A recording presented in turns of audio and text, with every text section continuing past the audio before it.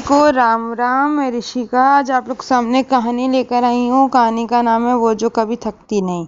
रीना सुबह 5 बजे उठ जाती थी।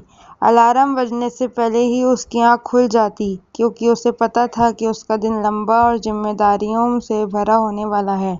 सबसे पहले वह रसोई में जाती, चाय बना ससुर के लिए नाश्ता तैयार करती। उसके बाद अपने पति और बच्चों के लिए टिफिन बनाती। सबको समय पर तैयार करके विदा करने के बाद वह खुद जल्दी जल्दी तैयार होकर अपनी नौकरी के लिए निकल जाती। ऑफिस में भी उसका दिन आसान नहीं होता था। फाइलों का ढेर, बॉस की अपेक्षाएं और काम का दबाव, इन सब के बीच वह कभी शिकायत नहीं करती। अपने काम को पूरी ईमानदारी से निभाना ही उसका स्वभाव था। लेकिन उसकी असली परीक्षा तो तब शुरू होती जब वह शाम को घर लौटती।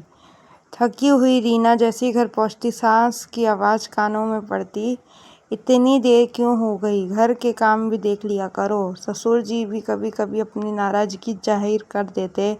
वह बिना कुछ कहे चुपचाप अपने बैग को एक तरफ रखती और सीधे रसोई में लग जाती। कभी सब्जी काटते काटते उसकी आंखें नम हो जाती, लेकिन उसने कभी किसी के सामने अपनी थकान या दर्द जाहिर नहीं किया। वह जानती थी कि परिवार को संभालना ही उसकी सबसे बड़ी जिम्मेदारी है।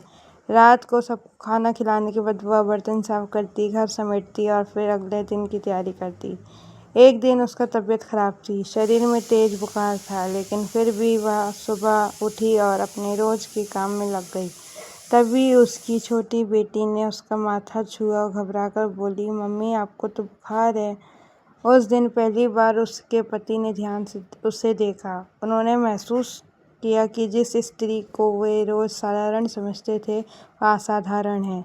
सास ससुर भी चुप हो गए। उन्हें एहसास हुआ कि जिस बहू को वो डांटते थे, वही इस घर की असली ताकत है।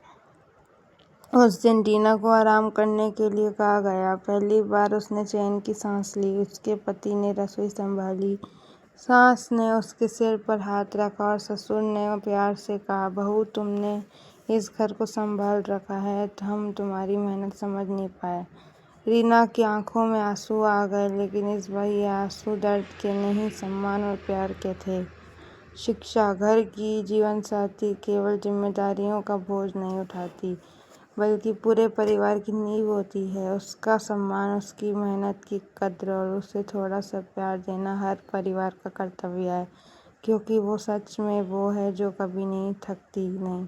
जय जय श्री राम। जय हिंद। सदैव प्रसन्न रहिए। जो प्राप्त है वही पर्याप्त है। धन्यवाद। जय हो। सदा विजय हो।